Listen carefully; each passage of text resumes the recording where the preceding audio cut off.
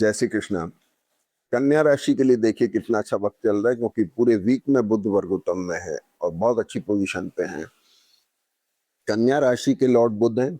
बुध यहाँ कर्क राशि में वर्गोत्तम में है, गुरु के साथ है। ये बड़े नक्षत्रों की वजह से बड़ा एक्सप्लोरिंग कॉम्बिनेशन है। आपका दशमेश जो प्रोफेशन का लॉर्ड है और आपका लग्नेश जो आपकी पोजीशन का लॉर्ड है, आप अपने वो दोनों ही बड़े एक्सप्लोरिंग मोड में, यानी आपका अपलिफ्टमेंट हो रहा है, आपका बढ़ोतरी हो रही है। लेकिन सूर्य जो 22 तारीख से यहाँ पे आर्द्रा नक्षत्र में थे, अब 6 तारीख को पुनर्वसु में जा रहे हैं। तो जो आपका डिसएग्रीमेंट अपने इमीडिएट बॉस के साथ में था, फादर के साथ में था, एम्प्लॉयर के साथ में था, या घर में कुछ मैरिटल और बिजनेस रिलेशनशिप में थोड़ा सा कोई डिसएग्रीमेंट थे, थोड़ा आपके अंदर भी एक इरिटेशन सा था, थोड़ा चिड़चिड़ाहट सी थी, थोड़ा वर्क लोड की वजह से आप थोड़े परेशान थे। जो चीजें थोड़ी बहुत अटकी हुई थी वो ठीक होती दिखाई दे रही हैं। राहु केतु इस समय बड़ी इंपॉर्टेंट पोजीशन पे, नक्षत्रों की वजह से बड़ा एक्यूट कॉम्बिनेशन है, लेकिन ये छठे और 12वें भाग में बहुत अच्छी कॉम्बिनेशन है। सीज्ड है, पैसा कुछ समय सीज रहा लेकिन अब बेटर हो जाएगा। शुक्र धन के कारक हैं और भाग्य के कारक हैं। शुक्र इसके साथ में है, पैसा निश्चित आएगा। अब देखिए अगली बात क्या है, सबसे इंपॉर्टेंट चीज की मंगल आपका 3rd लॉर्ड हुआ और 8th लॉर्ड हुआ, भाग्य में बैठा हुआ है, शनि से दृष्ट है। इस मंगल की दृष्टि शुक्र और केतु के ऊपर है। 12th हाउस बड़ा सक्रिय है। जो लोग गोल्ड सिल्वर का या शेयर मार्केट का काम करते हैं, केयरफुल रहें। सडन गेन सडन लॉस का कॉम्बिनेशन है, पैसा निकल भी सकता है हाथ से। कुछ इन्वेस्टमेंट दिखाई दे रहे हैं, ये पोजीशन बन रही है। सूर्य और केतु की वजह से आपको रिकॉग्निशन भी मिल रही है, इसमें भी कोई दो राय नहीं। शनि यहाँ 6th लॉर्ड हैं। 6th लॉर्ड डेट्स, डिसीज और लाइबिलिटीज की कारक हैं। गुरु इसे एक्सप्लोर तो कर रहा है, यानी अच्छे नए बेटर बिजनेस रिलेशन, आपके मैरिटल रिलेशन, ये सब कुछ डेवलप तो हो रहे हैं, लेकिन ये लाइबिलिटी ना बन जाए, इनमें डिसीज्ड कैरेक्टर ना आ जाए, इसका अपने को थोड़ा सा ध्यान रखने की जरूरत है। तो वीक की शुरुआत जो हुई, सबसे पहले कुंभ राशि के चंद्रमा से हुई। 2.5 दिन में इसने थोड़ा स्ट्रेस दिया होगा आपको, थोड़ा सा चिड़चिड़ाहट सी थोड़ी इस तरह की रही है। लेकिन 6 तारीख को सुबह 9 बजे करीब चंद्रमा आपके 9:58 करीब करीब 10 बजे चंद्रमा मीन राशि में आ जाते हैं। चंद्रमा मीन राशि में शनि के साथ हैं, गुरु से दृष्टों के बड़ा एक्सप्लोरिंग कॉम्बिनेशन बन रहा है। अपलिफ्टमेंट और उठाव का कॉम्बिनेशन बन रहा है।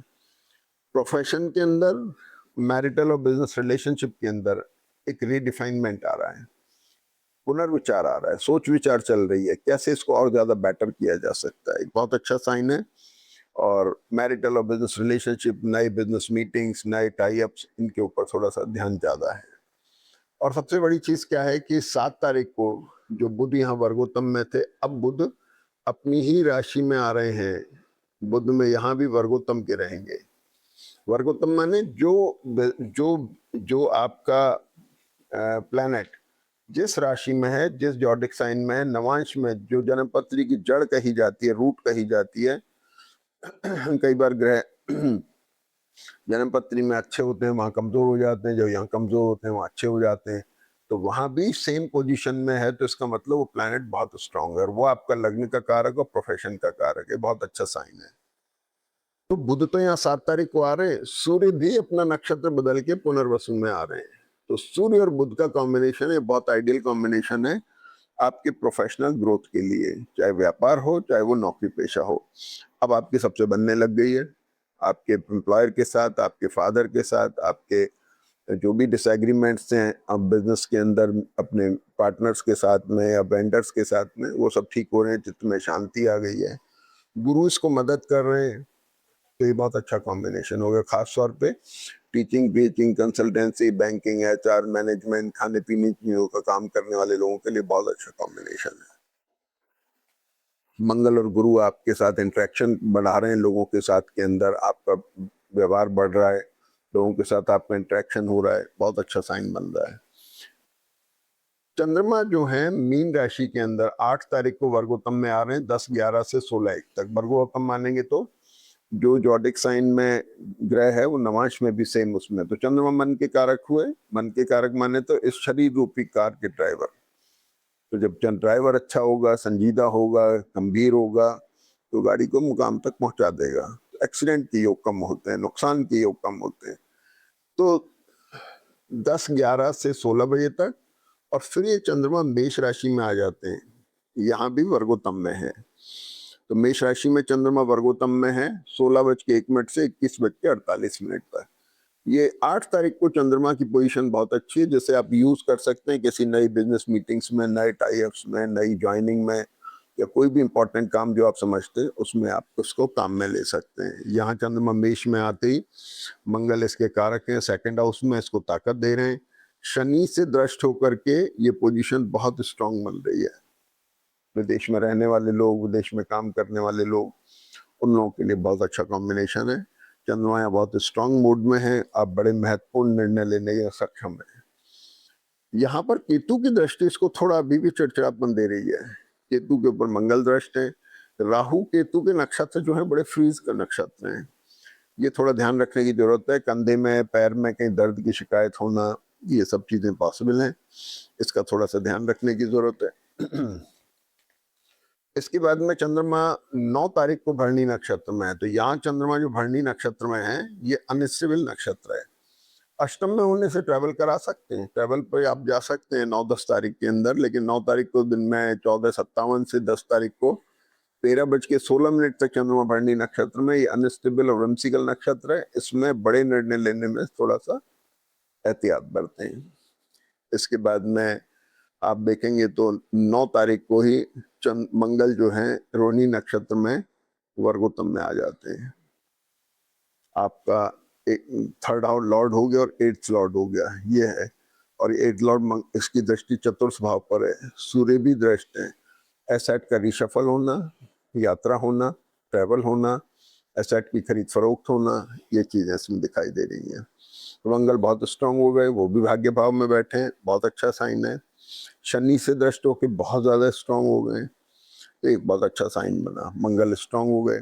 इसके बाद में 9 तारीख के बाद में आप देखेंगे तो 10 तारीख को चंद्रमा वृषभ राशि में आ जाते हैं। मंगल के साथ आ गए। चंद्रमा जैसा ग्रह भाग्य में आके बैठ गया, शनि से दृष्ट है, रीडिफाइनिंग मोड आ गया। एसेट को लेके, ट्रैवल को लेके, आपकी पोजीशन को लेके बहुत अच्छा साइन बन रहा है। और ये चंद्रमा 11 तारीख को वृषभ राशि में वर्गोत्तम में 16:27 से 21:48 तक। इस समय को भी आप यूज कर सकते हैं किसी नई बिजनेस मीटिंग्स में, नई शुरुआत में, नए बिजनेस टाई अप्स में, ज्वाइनिंग में, किसी भी तरह की अच्छे काम में यूज कर सकते हैं।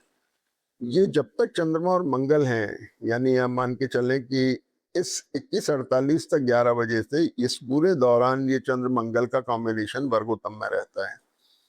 और ये कॉम्बिनेशन बहुत अच्छा है आपके लिए, ये मददगार है। लेकिन थोड़ा एलर्जी होना, थोड़ा एसिडिटी होना, इसका थोड़ा सा ध्यान रखने की जरूरत है। इसके बाद में आप आएंगे तो चंद्रमा जो है 10 तारीख को 18 बजे, 6:45 करीब वृषभ राशि में 10 तारीख को आ गए। और 12 तारीख को चंद्रमा 7 बजे करीब मिथुन राशि में आ जाते हैं। इससे पहले घटना और हुई, हम बताना भूल गए। 7 तारीख को ये बुध जो है यहाँ से राशि बदलते हैं, वक्री हैं, तो इसलिए वापस मिथुन राशि में आ गए। अब ये चंद्र बुध का कॉम्बिनेशन बड़ा स्ट्रॉन्ग कॉम्बिनेशन बना, सडन गेन सडन लॉस का कॉम्बिनेशन है। ध्यान रखना है, कमर के दर्द वगैरह का ध्यान रखना है। प्रोफेशनल पार्ट के ऊपर थोड़ा केयरफुल रहना है। जिनकी जन्मपत्री वीक है वो लोग केयरफुल रहें। बाकी उठाव की तरफ है, एक्सप्लोरिंग दिखाई दे रहे हैं। और चंद्रमा मिथुन राशि में आ गए 12 तारीख को मृगशिर नक्षत्र में, मिथुन में, ये एक बहुत अच्छा साइन है। और इसके बाद में रात को करीब 11:15 बजे, 11:12 बजे करीब बुध जो है वृषभ नवांश में आ जाते हैं, जो आपके लग्न के और दशम भाव के कारक हैं। इसकी चर्चा हम नेक्स्ट वीक में करेंगे। तो कुल मिला के प्लैनेटरी पोजीशन बहुत अच्छी है, फायदा उठाने से मत चूकिए। जय श्री कृष्ण।